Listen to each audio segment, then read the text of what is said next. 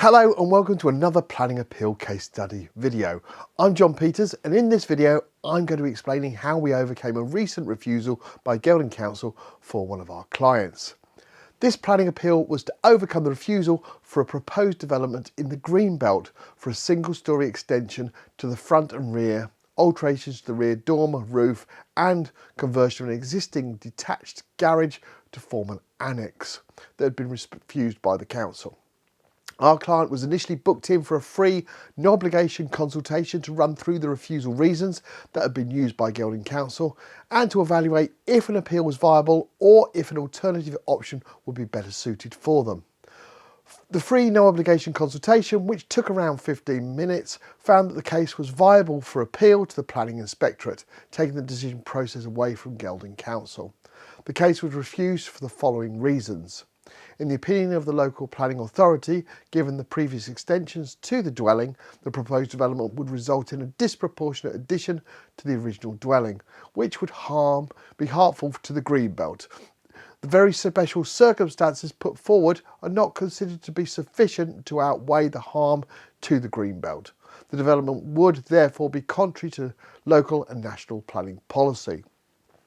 As an organisation, we've been finding recently a large number of errors in local authority planning officers' decisions, helping support the appeal cases. We do suspect this has been caused by cutbacks in planning officer numbers and unprecedented increased workloads. This goes hand in hand with clients repeatedly stating to us that they've had little or no correspondence throughout the application process. The first thing they knew was receiving the refusal notice or our letter.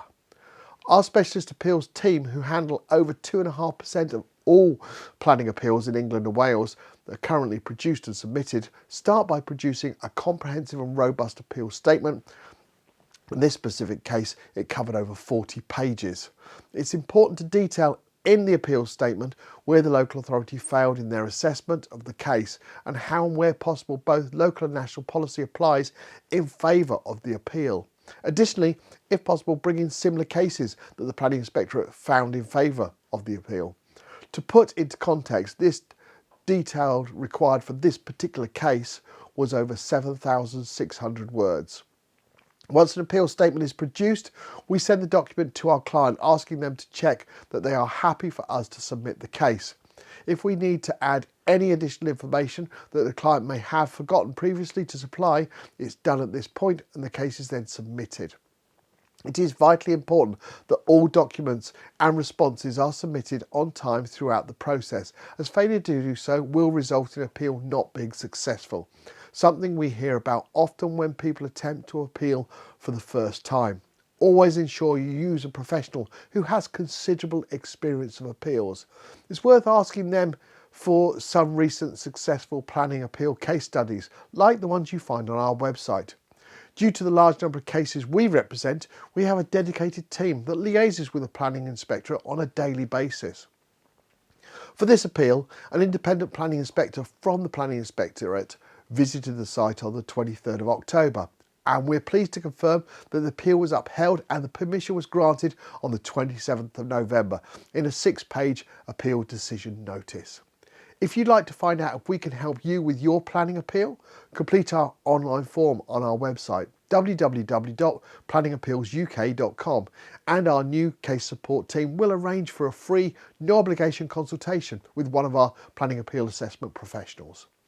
Would you like to find out an appeal case study for a certain type of application or even in a selected area?